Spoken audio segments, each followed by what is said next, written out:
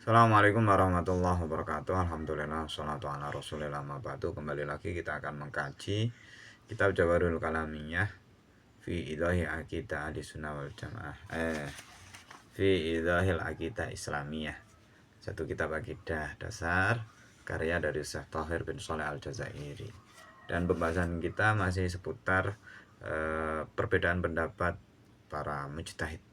Dan poin kali ini adalah bagaimana sikap kita, sikap manusia, sikap umat ketika menyingkapi perbedaan pendapatnya para mujtahid. Langsung saja masuk bahasanya. Bismillahirrahmanirrahim. Idza tarra nalikane kepepet sapa insan menungso, amila mongko nglakoni sapa insan bima kelan barang wa kang utawi ma iku al aisaru luwe gampang. Wa illa lamun ora kepepet payak malu mongko nglakoni sapa insan bima kelawan barang wa kang utawi ma iku al ahwatu luweh ngati-ngati, wal ahralan lebih utama, wal adharulan luweh kuat dalile. Titik. Bismillahirrahmanirrahim.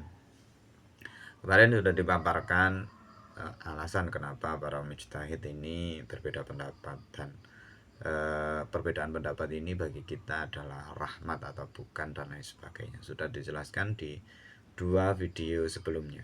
Dan video kali ini terkait bagaimana kita menyikapi perbedaan pendapatnya para ulama. Dijelaskan dalam kitab ini, datara al-insanu, jika memang kita terdesak dalam satu kejadian, misal kita dalam ibadah haji di Masjidil Haram, itu kan berdesak-desakan banyak orang. Kita mengalami itu jika kita konsisten atau berkeras kepala memegangi madhab Imam Syafi'i, itu dikhawatirkan batal wudhunya dan seterusnya. Nah, di titik-titik itulah, di kondisi-kondisi seperti itulah kita boleh kemudian intiqalul madhab. Bagi sebagian ulama memperbolehkan, tapi beberapa ulama yang lain mengetatkan kondisi ini. Artinya selama bisa tidak intikal ya tidak intikal.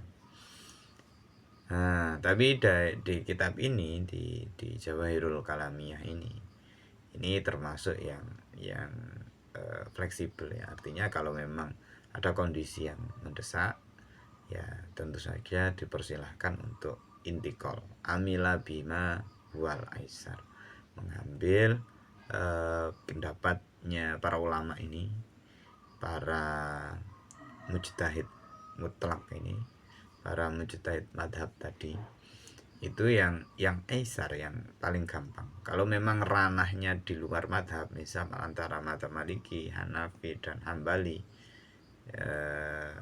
terus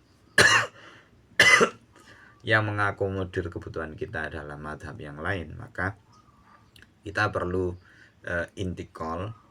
Dan kondisi ini menurut musannaf ittarra, jika kepepet, jika memang ada satu hal yang mendesak, ya seperti kondisi tadi ketika manasik haji dan seterusnya. Terus di mana ibadah-ibadah tersebut ketika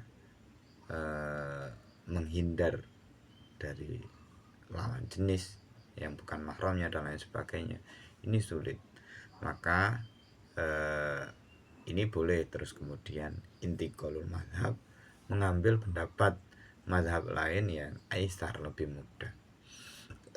Ini terjadi bila di luar madhab. Tapi bila sesama madhab, misal dalam hal ini dalam madhab Syafi'i ada Imam Rafi'i, ada Imam Nawawi, Imam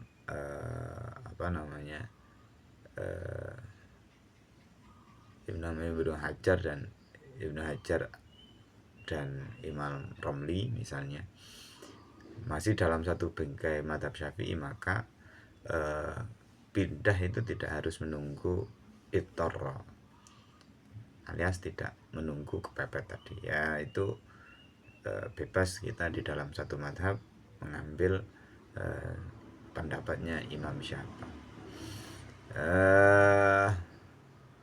Wa illa, jika memang tidak ittor, jika tidak kepepet, maka kita perlu idealis, mengambil pendapat yang sangat ideal. Nah, ideal yang diharapkan oleh musannaf ini adalah al-ahwat, yang lebih berhati-hati, tidak ceroboh, tidak gampang mempermudah dan lain sebagainya.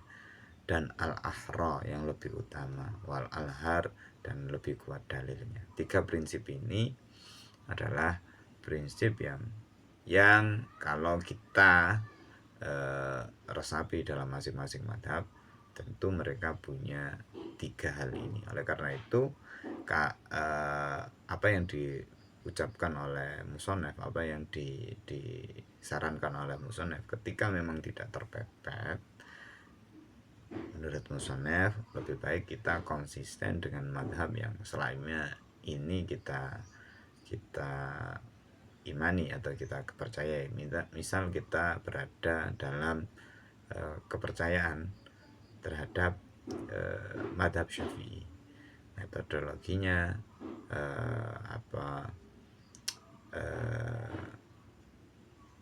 apa namanya, produk hukumnya dan seterusnya, kita percaya kepada madhab Syafi'i. Oleh karena itu, ketika memang di luar kondisi-kondisi yang mepet, kita harusnya konsisten untuk mengikuti pandangan-pandangan ulama-ulama yang terafiliasi atau berada di dalam bingkai madhab Syafi'i.